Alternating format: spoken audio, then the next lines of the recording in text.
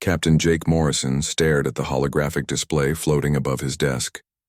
The blue light cast strange shadows across his weathered face as he studied the galactic map for the 100th time that week. Something was wrong with it, but he could not put his finger on what exactly bothered him. The map showed the known galaxy in brilliant detail. Thousands of star systems glowed like tiny diamonds against the black void. Trade routes connected, major worlds with bright green lines. The territories of different alien species were marked in various colors. The crystalline Vorthak controlled the purple regions. The gaseous ethereals claimed the yellow zones. The insect-like Chiktar dominated the red areas. But when Jake looked at human space, something felt off. Their territory appeared as a small cluster of blue dots on the outer rim of the galaxy. Just 27 star systems according to the official records. It seemed too small for a species that had been exploring space for over 2 centuries. What made it even stranger was the empty space surrounding human territory.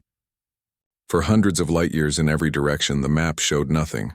No stars, no planets, no trade routes. Just blank void. Jake had served in the Terran Survey Corps for 15 years, and he had never seen empty regions that large anywhere else on galactic charts. "Still staring at that map, sir?"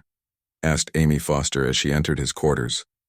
The young xenobiologist carried a stack of data tablets under her arm.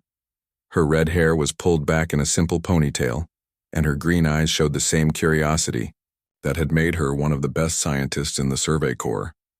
"There is something wrong with this map, Amy," Jake said without looking away from the display. "Look at this empty space around our systems. Does that seem normal to you?" Amy set down her tablets and moved closer to study the hologram. She frowned as she examined the vast empty regions. "Now that you mention it, sir, it does seem odd. I have been studying galactic cartography for 8 years, and I have never seen blank areas this large.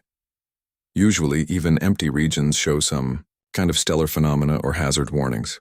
"Exactly," Jake said. "And look at the borders of other species. They all have clear territorial lines, disputed zones, neutral spaces. But around human space there is just nothing, as if someone erased everything beyond our official borders." The door chimed, and Commander Lisa Hayes entered the room. The tall blonde woman wore the dark blue uniform of the Diplomatic Corps, with silver insignia marking her as a senior liaison officer. She had been assigned to their mission to Nexus Prime, the capital world of the Galactic Confederation. "Captain Morrison, we will be arriving at Nexus Prime in 6 hours, Lisa reported. "The Confederation Council is expecting our delegation for the trade negotiations tomorrow morning." "Good," Jake replied. "Lisa, come look at this. Have you ever noticed anything strange about how other species view human territory?" Lisa moved to examine the map. Her diplomatic training had taught her to notice details that others might miss. She studied the display for several minutes before speaking. "Actually, sir, now that you ask, there have been some odd reactions during my previous diplomatic missions. Whenever I mention human colonies or exploration beyond our mapped territory, alien delegates often change the subject quickly. I always thought they were just not interested in human affairs." Amy pulled up her research files on a nearby terminal. "I have been reviewing xenobiological surveys from the past 50 years. Look at this pattern. Every major species has detailed star charts of their own territory and the regions around them. The Vorthak maps show crystal formations thousands of light years from their homeworld. The ethereal charts include gas cloud formations and distant spiral arms." She paused to highlight sections of various alien star charts. "But when you look at their maps of human space, they all show the same thing. Our small cluster of systems, surrounded by empty void. No species has any data about the regions beyond our official borders." Jake leaned back in his chair. "That is either the biggest coincidence in galactic history, or something else is going on." "There is more, sir," Amy continued. "I have been analyzing the stellar density patterns in our region of the galaxy. Based on normal distribution models, there should be hundreds of star systems in those empty areas. But every single galactic database lists them as uninhabited void." Lisa pulled up diplomatic records on her own tablet. "I remember something from my training at the Diplomatic Academy. There were references to certain regions being classified as off-limits for standard diplomatic missions. I never paid much attention because they were never relevant to my assignments. What kind of regions? Jake asked. The instructors called them deep territories. They said some areas of space were restricted for security reasons, but they never explained what kind of security concerns. I assumed they meant military installations or research facilities. Amy accessed the ship's main computer and began running searches for any references to deep territories in the Survey Corps database. After several minutes, she looked up with a puzzled expression. Sir, this is very strange. I can find references to deep territories in older files, but when I try to access the actual documents, they are all classified above our clearance level. Even basic star charts for those regions require special authorization codes. Jake stood up and began pacing around his quarters. His military instincts told him they had stumbled onto something important. How long have humans been members of the Galactic Confederation? 53 years, sir, Lisa replied. First contact was made in 2197, and we joined the Confederation 5 years later. And in all that time, no one has ever questioned why human space looks so small on the official maps. Amy checked her historical records. Actually, sir, there were some questions raised in the early years. Several Survey Corps expeditions reported finding human colonies and installations in regions marked as empty space. But those reports were classified, and the crews were reassigned to other duties. Reassigned or silenced? Jake wondered aloud. Before anyone could answer, the ship's communication system activated. Captain Morrison to the bridge. We are receiving a priority message from Nexus Prime. Jake, Amy, and Lisa hurried to the bridge. The main view screen showed the blue and white emblem of the Galactic Confederation. A moment later, the image was replaced by the face of Ambassador Keth, a Vorthak diplomat whose crystalline features reflected light in complex patterns. Captain Morrison, the ambassador began, his voice carrying the musical tones typical of his species. The Confederation Council wishes to discuss certain matters with your delegation before the official negotiations begin. Please report to Secure Conference Room 7 upon your arrival. Of course, Ambassador, Jake replied. May I ask what these matters concern? The Vorthak's crystalline structure dimmed slightly, which Jake recognized as a sign of discomfort. There are topics that require clarification regarding human territorial claims and exploration activities. We prefer to address these concerns privately before they affect the trade discussions. The transmission ended abruptly, leaving the bridge, crew in silence. Jake looked at Amy and Lisa, seeing his own suspicions reflected in their faces. Territorial claims, Lisa repeated quietly. They want to discuss our territorial claims. But according to the official maps, we only claim 27 systems, Amy said. What could be controversial about that? Jake stared at the main view screen, now showing the approaching lights of Nexus Prime. The massive space station orbited a bright yellow star, its countless docking bays and habitat modules creating a city-sized structure in space. Ships from dozens of species moved in carefully controlled traffic patterns around the station. I think we are about to find out, he said. And I have a feeling that whatever we learn is going to change everything we thought we knew about humanity's place in the galaxy. As their ship moved toward the docking bay, Jake could not shake the feeling that they were walking into something much bigger than a simple trade negotiation. The empty spaces on the galactic maps suddenly seemed less like cartographic oversights and more like deliberate omissions. Someone somewhere knew exactly what lay in those blank regions, and they were about to find out why that knowledge was being kept secret. The docking bay of Nexus Prime was unlike anything Jake had ever seen. Massive metal arms reached out to guide their ship into position, while automated systems began the docking process. Through the viewport, he could see hundreds of alien vessels in nearby bays. Some looked like living creatures with organic curves and surfaces. Others appeared to be made of pure crystal or flowing metal. First time seeing this many different ship designs in one place, Amy said as she watched a Chictar vessel fold its insect-like wings against its hull. The ship's surface was covered in patterns that looked like chitin armor. Lisa checked her diplomatic tablet one more time. Remember, we are here officially for trade negotiations. Whatever questions they have about our territory, we need to handle this carefully. The Confederation has been our most important ally for over 50 years. Jake nodded as their ship settled into the docking clamps. But we also need answers. Something is not right about those empty regions on the maps. They were met at the airlock by a delegation of 3 aliens. The first was Ambassador Keth, the Vorthak they had spoken with earlier. His crystalline body caught the station's lights and threw rainbow patterns on the walls. Next to him stood a tall, thin figure, wrapped in flowing robes that seemed to move on their own. This was ethereal Delegate Wisp, whose gaseous form was barely contained within the environmental suit. The third alien was smaller than the others, with multiple arms and large compound eyes. Commander Zik of the Chiktar military wore armor that matched the natural chitin patterns of his species. When he saw the humans, his mandibles clicked in what could have been either greeting or nervousness. "Welcome to Nexus Prime," Ambassador Keth said, his musical voice echoing in the docking bay. "Please follow us to the secure conference room. We have much to discuss." They walked through corridors filled with beings from across the galaxy. Jake noticed how other species seemed to give their group extra space as they passed. Some aliens would stop their conversations and watch the humans walk by. Others would quickly look away when they made eye contact. "Is it just me, or are we getting a lot of attention?" Amy whispered to Lisa. "I noticed it too. This is different from my previous visits. Usually humans are just another species here. Today feels different." The secure conference room was located deep inside the station, past several security checkpoints. The room itself was designed to accommodate many different alien physiologies. The atmosphere was kept at standard galactic settings, with breathing apparatus available for species that needed different gas mixtures.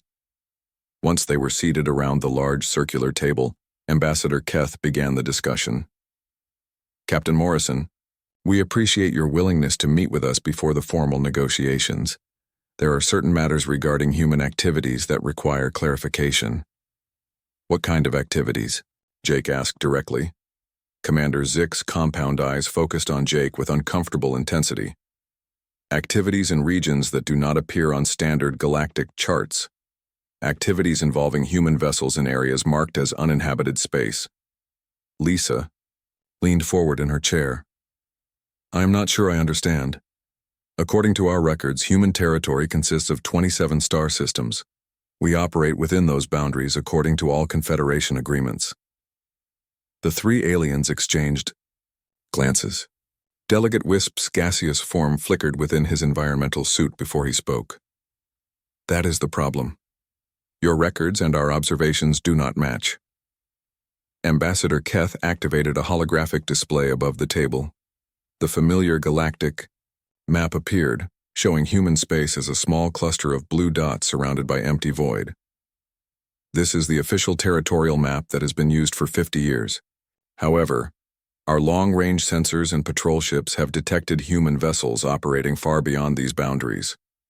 The map changed, showing red dots scattered throughout the supposedly empty regions around human space. There were dozens of them, spread across hundreds of light years. "These are confirmed sightings of human ships in the past 10 years alone," Commander Zik explained. "Military vessels, cargo haulers, research ships, all operating in regions that officially do not exist." Amy stared at the display in shock. "But that is impossible. The Survey Corps would know about any human operations outside our territory. We map every mission, every exploration route." "Perhaps the Survey Corps you know about, Delegate Wispy said softly. "But there appear to be human operations that exist outside normal channels." Jake felt his heart rate increase. "What are you suggesting?" Ambassador Keth's crystalline body dimmed to a darker blue. "We are suggesting that there are 2 different human governments, the one that deals with the Galactic Confederation, and another one that operates in secret." "That is ridiculous," Lisa protested. "There is only one human government. The Terran Federation represents all of humanity." Commander Zik pulled up another display. This one showed detailed scans of human vessels. The ships looked familiar but wrong somehow. They had the basic design elements of human technology, but with modifications and additions that Jake did not recognize. "These ships carry human crews and human identification codes," the Chiktar explained. But they use technology that does not match anything in our databases of known human capabilities. Advanced shields, weapon systems, propulsion methods that should not be possible with your current technological level. Amy studied the technical readouts carefully. As a scientist, she could understand most of the data being presented. These energy signatures are definitely human in origin, but the power outputs are far beyond anything I have seen before. Where did you get these scans? From our patrol vessels that encountered these ships in the deep territories, Delegate Wisp replied. When our crews attempted to make contact, the human ships would disappear using some form of advanced stealth technology. Jake leaned back in his chair, trying to process what he was hearing. Deep territories. You mentioned that term before. What exactly are the deep territories? The three aliens became visibly uncomfortable. Ambassador Keth's glow dimmed further, while Commander Zick's mandibles clicked rapidly. Delegate Wisp's gaseous form seemed to contract within his suit. The deep territories are regions of space that are not included on standard galactic charts, Ambassador Keth explained carefully. They contain phenomena and conditions that are considered too dangerous for normal civilian traffic.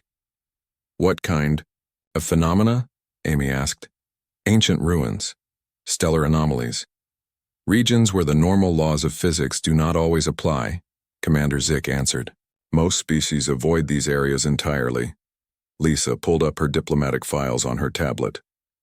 But there is no mention of any restricted zones in the Confederation Charter. All member species have the right to free navigation throughout the galaxy. That is technically correct, Delegate Wisp admitted. However, there has been an unofficial agreement among member species to avoid certain dangerous regions, an agreement that was made before humans joined the Confederation. Jake began to understand the implications. You are saying that there are parts of the galaxy that are off limits and humans were never told about this agreement? Not exactly, Ambassador Keth said. The human government that signed the Confederation treaties was fully informed about the deep territories. They agreed to help monitor these dangerous regions in exchange for certain concessions. What kind of concessions? Jake demanded. The three aliens looked at each other again before Commander Zick answered. The official human territory was kept deliberately small on galactic charts. This allowed your species to operate freely in the deep territories without other species asking uncomfortable questions about your activities there. Amy stood up from her chair. Are you telling us that our own government has been lying to us about the size of human space? That we actually control territory 30 times larger than what we have been told? We are telling you that there appear to be human operations throughout the deep territories that your civilian government may not be aware of, Delegate Wisp said carefully. Operations that have been ongoing for decades. Lisa activated her secure communication device. I need to contact Earth immediately. This information needs to be verified through proper channels. We would not recommend that, Ambassador Keth said quickly. Communications between Nexus Prime and Earth are monitored by Confederation security systems. If there truly are secret human operations, alerting them might compromise whatever mission they are carrying out. Jake stood up and walked to the large viewport that looked out into space. Beyond the traffic patterns around Nexus Prime, he could see the stars of the outer galactic rim. Somewhere out there, in regions marked as empty on every map he had ever seen, human ships were apparently carrying out missions that even their own government did not know about. There is only one way to find out the truth, he said finally. We need to go to one of these deep territory regions ourselves and see what is really there. Commander Zick's compound eyes widened. Captain Morrison, that would be extremely dangerous. The deep territories are restricted for good reasons. Maybe, Jake replied. But if there are humans operating out there, then it cannot be completely impossible to survive. We have the best ship in the Survey Corps and an experienced crew. If anyone can make this trip safely, it is us. Jake Morrison stood on the bridge of their ship, the Falcon, as they prepared to leave Nexus Prime. The past 12 hours had been spent in careful planning and preparation. They had loaded extra supplies, upgraded their sensor arrays, and plotted a course to the nearest region marked as empty space on the galactic charts. Amy Foster worked at the science station, running final checks on their equipment. All sensors are operating at maximum efficiency, Captain. If there is anything out there, we should be able to detect it. Lisa Hayes sat at the communications console, monitoring Confederation traffic channels. I am still concerned about leaving without informing Earth Command. If something happens to us, no one will know where we went. That is exactly why we cannot tell them, Jake replied. If there really are secret human operations in the deep territories, then someone in our own government is keeping this information classified. We need to find out what is happening before we report to anyone. The Falcon undocked from Nexus Prime and began moving away from the massive space station. Jake watched the lights of the station grow smaller as they accelerated toward the edge of the system. Within hours, they would be entering regions that no official human vessel had ever explored. Course laid in for the Void Sector, reported their navigator, Lieutenant Dan Miller. The young officer had volunteered to join their unauthorized mission, despite the risks involved. We should reach the boundary of mapped space in 6 hours. As they traveled through hyperspace, Amy continued analyzing the data they had gathered from the alien delegates. The evidence was overwhelming that human ships were operating in areas marked as empty on every galactic chart. I have been thinking about what Ambassador Keth said, Amy told Jake, about there being 2 different human governments. What if the Terran Federation that we know is just the public face of human civilization? You mean like a cover story? Jake asked. Exactly. Think about it. We have been part of the Galactic Confederation for 50 years, but our territory appears tiny compared to other major species. What if that was intentional? What if keeping our official presence small was meant to hide our real activities? Lisa looked up from her console. But that would mean that thousands of people are involved in this conspiracy. Survey Corps officers, diplomats, government officials. How could something this big be kept secret? Maybe it is not being kept secret. From everyone, Amy suggested. Maybe it is only being kept secret from certain levels of government and military, people like us who work in public-facing roles. Jake considered this possibility. During his 15 years in the Survey Corps, he had occasionally encountered missions that were classified above his clearance level. Orders would come down from high command that certain regions were off-limits for exploration. Personnel would be transferred to other assignments without explanation. At the time, he had assumed these were normal military security measures. Captain, we are approaching the boundary of mapped space, Dan announced from the navigation station. Jake moved to the main view screen as they dropped out of hyperspace. Before them stretched a region of space that looked exactly like any other. Stars dotted the darkness in familiar patterns. There was nothing obviously dangerous or unusual about the area. Beginning sensor sweeps, Amy reported. I am detecting normal stellar phenomena. Several star systems within range, some with planetary bodies. This does not look like empty space to me. Lisa activated the long-range communication array. I'm not picking up any distress signals or hazard warnings. If this region is as dangerous as the aliens claimed, there should be some indication of the threats. Jake ordered the ship to move deeper into the supposedly empty region. For the first few hours, everything appeared normal. They cataloged several star systems that were not on any official charts. Some of the planets showed signs of having atmospheres suitable for human life. Captain, I am detecting something unusual, Amy announced suddenly. There are artificial structures in the next system. They appear to be space stations or orbital facilities. Human? Jake asked. Amy studied her readings carefully.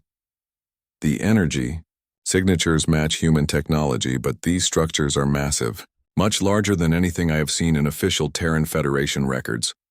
Jake ordered Dan to set course for the system. As they approached, the scale of what they found took their breath away. Floating in space around a yellow star were installations that dwarfed anything in known human space.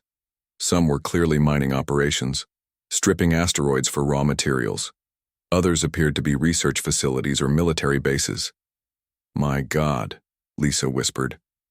There must be hundreds of thousands of people working at these facilities. How is this possible? Before anyone could answer, their ship was suddenly surrounded by contacts on the sensor screen. Sleek vessels had appeared from nowhere, moving in perfect formation around the Falcon. Where did they come from? Dan asked in shock. Some kind of advanced stealth technology, Amy replied, studying the sensor data.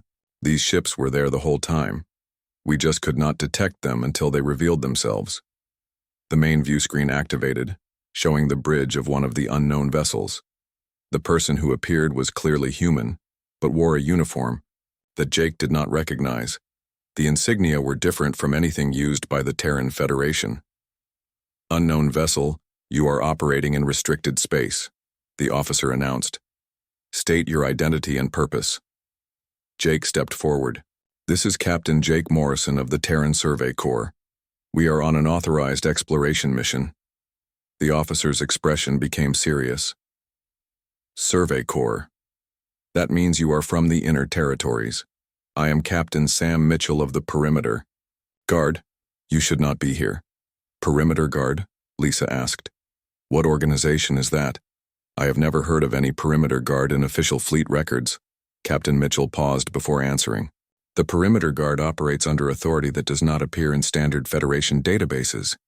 We maintain security for the outer territories. Amy leaned forward. Outer territories?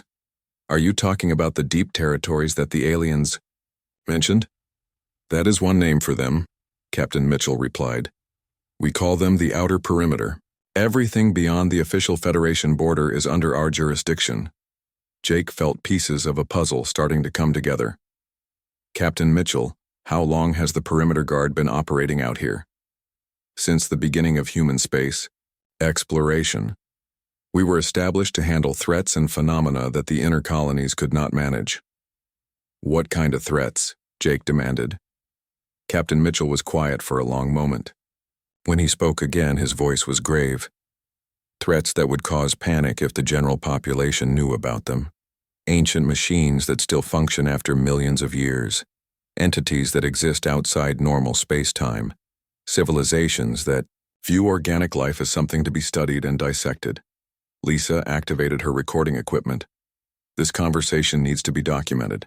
If there are threats to human civilization, the Federation government has a right to know. The Federation government does know, Captain Mitchell said. At the highest levels. The decision was made decades ago to keep this information compartmentalized. The inner territories handle diplomacy and trade with the Galactic Confederation. The outer perimeter handles everything else. Amy pulled up star charts on her console. But these installations represent massive resources and population.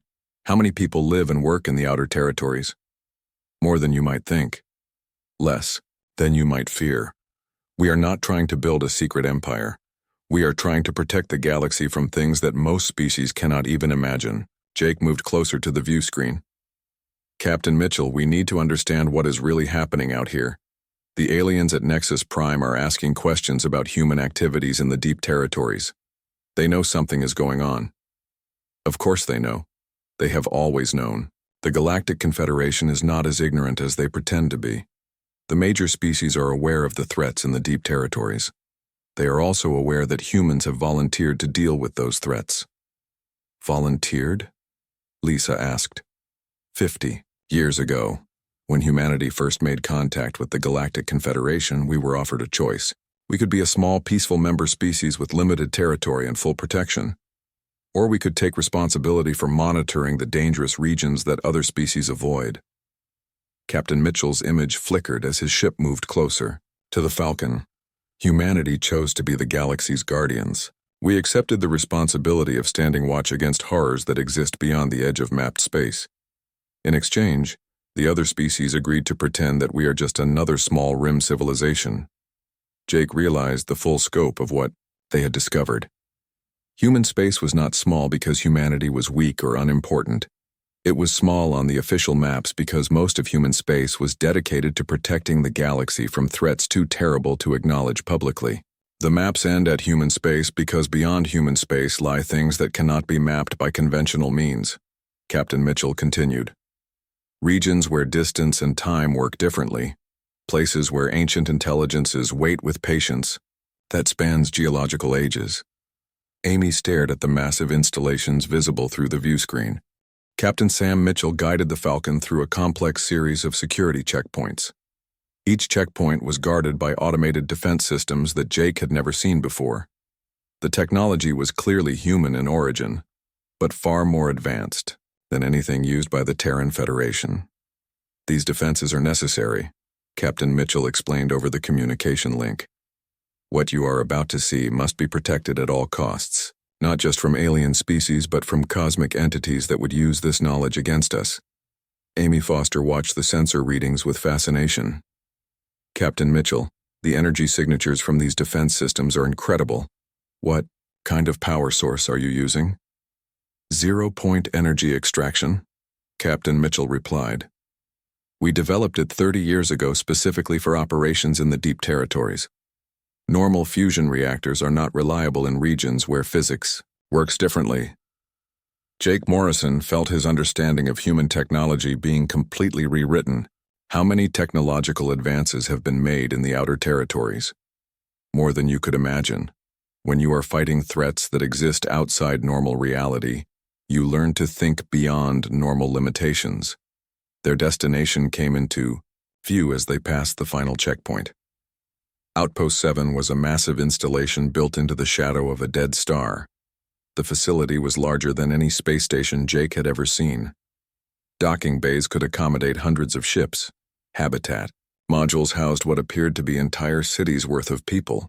Welcome to Outpost 7, Captain Mitchell announced as their ship was guided into a docking bay. This is one of our primary research and command facilities. As they disembarked from the Falcon, Jake noticed that the docking bay was filled with ships of designs he did not recognize. Some were clearly built for combat, with armor plating and weapon systems that looked far more advanced than anything in the Federation fleet. Others appeared to be research vessels covered in sensor arrays and scientific equipment. How many people work at this facility? Lisa Hayes asked as they walked through corridors lined with bustling activity. About 50,000 permanent residents plus rotating crews from deep patrol missions, Captain Mitchell answered. Outpost 7 serves as headquarters for this entire sector of the outer perimeter. They were escorted to a large briefing room where a senior officer was waiting for them. Admiral Grace Turner was a woman in her 60s with gray hair and eyes that seemed to have seen too much. Her uniform bore insignia that Jake did not recognize, but her bearing clearly marked her as someone accustomed to command. Captain Morrison, Admiral Turner said as they entered. I understand you have some questions about human operations in the deep territories. Admiral, with respect, I have a lot more than questions, Jake replied. I have a crew that deserves to know why our own government has been lying to us about the size and scope of human civilization. Admiral Turner gestured for them to sit around a large conference table.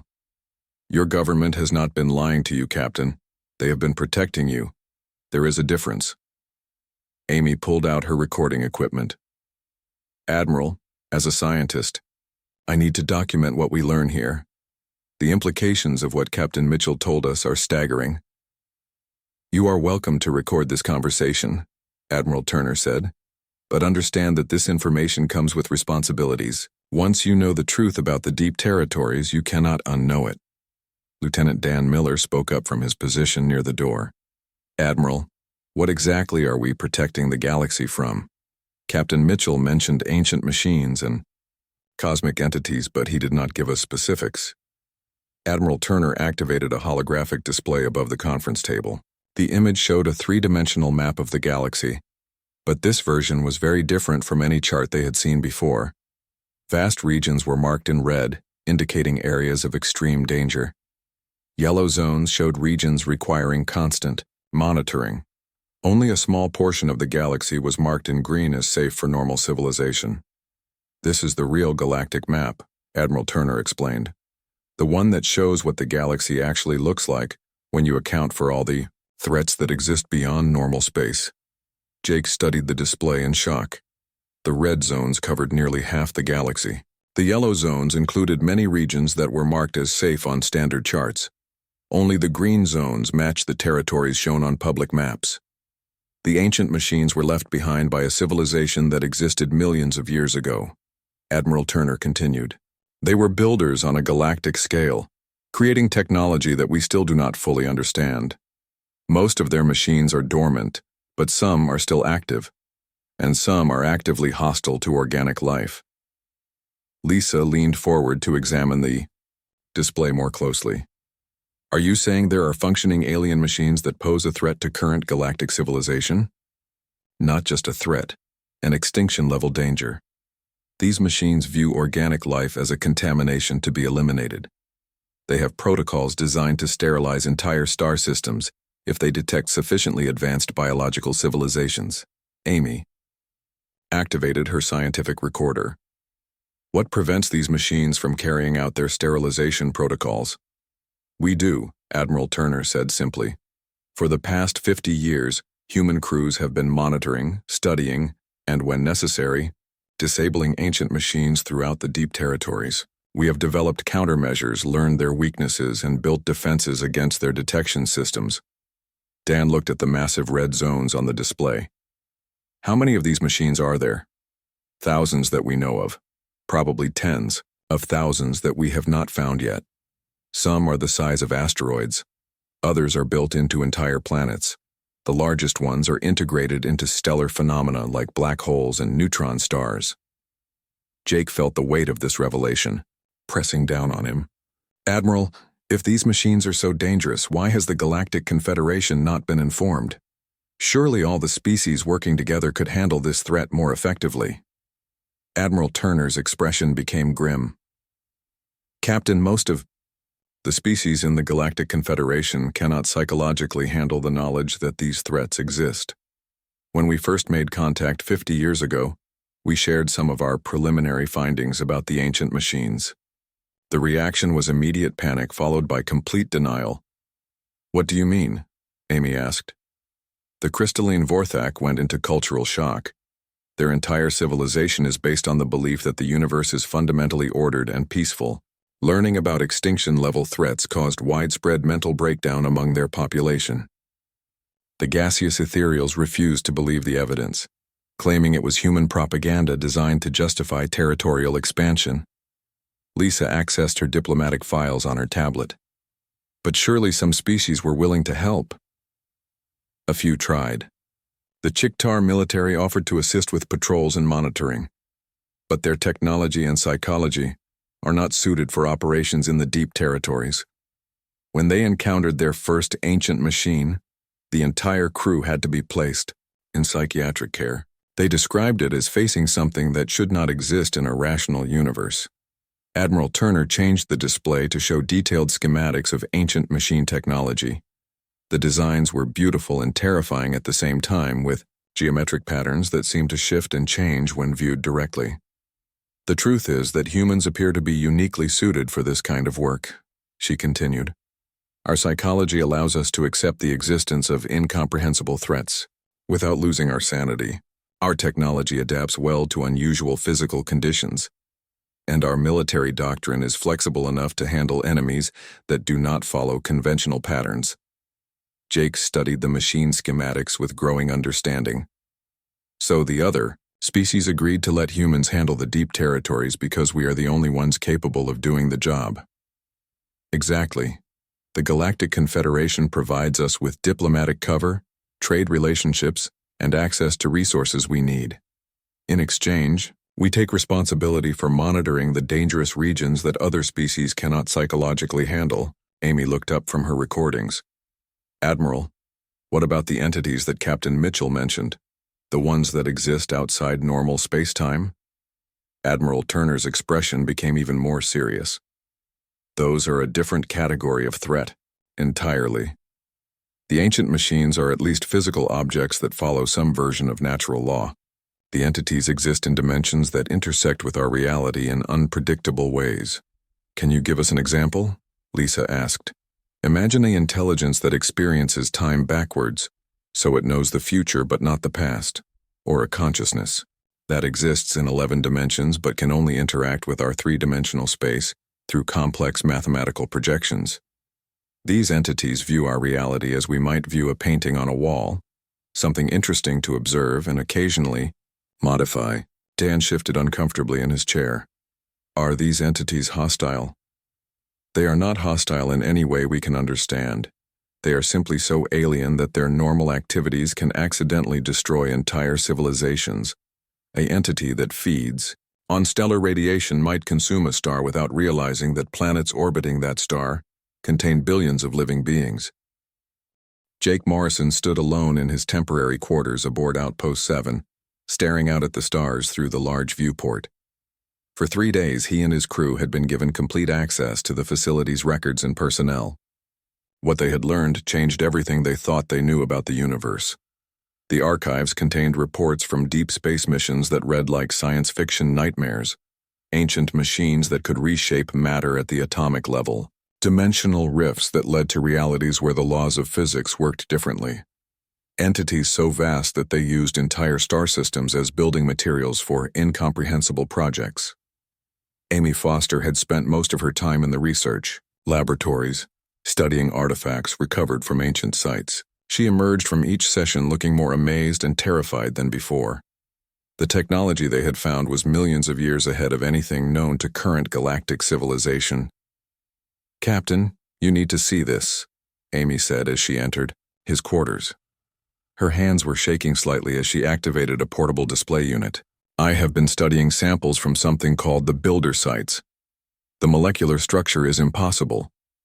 The display showed what appeared to be a simple piece of metal, but the analysis revealed something extraordinary. The material existed in more than 3 dimensions, folding through spaces that should not be accessible to normal matter. This fragment came from a machine that was building something inside a black hole, Amy explained. "The engineering involved is so advanced that we can barely detect how it works, let alone understand it." Jake examined the readings carefully. "Amy, have you made your decision about staying here?" "I think so. As a scientist, I cannot walk away from this. These discoveries could advance human knowledge by thousands of years.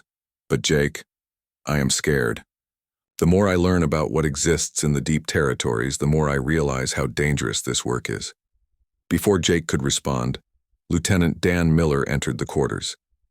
The young navigator had been spending time with perimeter guard patrol crews, learning about the challenges of navigation in regions where space and time behaved unpredictably. "Captain, I just returned from a training mission to the Void Sector," Dan reported. "We encountered something that the crew called a reality storm. Space itself was twisting in ways that made navigation impossible using normal methods." "How do the perimeter guard ships handle conditions like that?" Jake asked. "They use navigation systems based on quantum entanglement and dimensional anchoring. The technology is decades ahead of anything used by the Survey Corps." "Captain, these people are not just protecting the galaxy from external threats. They are pushing the boundaries of science and engineering in ways that the inner territories cannot imagine." Commander Lisa Hayes appeared in the doorway, carrying a stack of diplomatic files. She had been reviewing records of humanity's interactions with the few alien species that knew about the deep territories. "I have been studying the agreements that established the current arrangement," Lisa said as she joined them. "The Galactic Confederation leadership is fully aware of what we are doing out here. They depend on us to handle threats that their own species cannot psychologically manage." She activated her own display, showing diplomatic correspondence between human and alien officials. "Look at this message from the Ethereal High Council. They explicitly thank humanity for taking responsibility for monitoring the deep territories, and they promise continued support for our public diplomatic missions as cover for our real operations." Jake read through the documents with growing understanding. So the small human presence in the Galactic Confederation is not a sign of weakness. It is a carefully maintained fiction that allows us to operate freely in the dangerous regions. "Exactly," Lisa continued. "The other species get to maintain their peaceful civilizations without worrying about cosmic threats. In exchange, they provide us with resources, technology, and diplomatic protection. It is actually a very sophisticated arrangement." Amy looked up from her research data. "Lisa, have you decided what you are going to do?" "I think I have to stay. My diplomatic training is needed here more than in the inner territories. There are alien species that assist with our operations, and managing those relationships requires someone who understands both human and alien perspectives." Dan nodded in agreement. "I want to stay too. The navigation challenges in the deep territories are unlike anything taught in normal space fleet training. I could learn things here that would be impossible anywhere else." Jake felt the weight of command pressing on his shoulders. His crew was ready to commit to this secret mission, but he understood the full implications of that choice. Once they joined the outer perimeter, they could never return to their old lives. They would become part of humanity's hidden guardians, protecting a galaxy that would never know their names or acknowledge their sacrifices. A soft chime indicated someone was requesting entry to his quarters. Admiral Grace Turner stepped inside, followed by Captain Sam Mitchell. Both officers wore the serious expressions of people delivering important news. "Captain Morrison, we have received new intelligence that affects your decision," Admiral Turner announced. "One of our deep reconnaissance missions has detected increased activity in the Dark Star region. Ancient machines that have been dormant for thousands of years are beginning to activate." Captain Mitchell activated a holographic display, showing a sector of space marked in deep red on the threat assessment charts. "We need experienced officers for a critical mission to investigate these activations. The mission will require skills in exploration, scientific analysis, and diplomatic contact with unknown entities." Amy stepped forward. "What kind of ancient machines are we talking about?" "Stellar engineers," Admiral Turner replied. "Machines designed to modify or destroy star systems. If they are awakening, it could mean that something has triggered their activation protocols. We need to find out what that trigger is before they begin their work." Jake studied the mission parameters on the display. It was exactly the kind of challenge that had drawn him to the Survey Corps in the first place, but on a scale that dwarfed anything he had ever imagined. "Admiral, if we accept this mission, what happens to our official status with the Survey Corps?"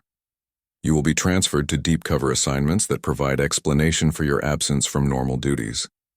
The Survey Corps leadership that has clearance for deep territory operations will ensure that your records show appropriate mission assignments." Lisa looked at the diplomatic aspects of the mission. "Will we be working with alien species on this investigation?" "Possibly. There are a few species that have the psychological resilience to assist with deep territory operations. The Chictar military has developed specialized units for this work. Some individual Vorthak have overcome their cultural programming and become valuable researchers." Jake made his decision. "Admiral, we accept the mission, but I want full disclosure about what we are getting into. No more secrets, no more surprises." "Agreed," Admiral Turner replied. "From this point forward, you will have access to all relevant intelligence about the threats we face. You will also receive advanced training in deep territory operations, including psychological conditioning, to help you maintain sanity when confronting incomprehensible phenomena." Amy activated her scientific recorder one final time. "For the record, I want to state that we are making this choice with full knowledge of the risks involved. We understand that we are leaving behind our normal lives to become part of humanity's secret guardian force." Dan nodded his agreement. "We also understand that our work will protect billions of people who will never know what we have done for them." Lisa added her own statement. "We accept the responsibility of maintaining the balance that allows galactic civilization to exist peacefully while unknown threats lurk in the darkness between the stars." Jake looked out at the viewport one more time, watching perimeter guard ships departing for patrol missions in regions that did not appear on any official map. In a few hours, he and his crew would be aboard one of those ships, heading into dangers that most people could not even imagine. "Admiral, when do we depart for the Dark Star region?" "Tomorrow morning. Your ship, the Falcon, will be retrofitted with deep territory navigation and defense systems. Your crew will receive accelerated training in advanced threat assessment and containment procedures." As Admiral Turner and Captain Mitchell left his quarters, Jake realized that he felt no regret about his decision. The universe was far more dangerous and complex than he had ever suspected, but it was also more wondrous. Humanity had found its purpose among the stars not as conquerors or traitors, but as guardians standing watch against the darkness. The galactic maps ended at human space because beyond human space lay mysteries that required courage, determination, and the uniquely human ability to face the impossible without losing hope. As Jake prepared for his new mission, he understood that he was about to become part of the greatest story never told. The story of how humanity saved the galaxy by taking responsibility for its darkest secrets. His crew had come to Nexus Prime, seeking answers about empty regions on galactic charts. They had found their destiny among the stars, protecting a universe that was far stranger and more dangerous than anyone had dared to imagine.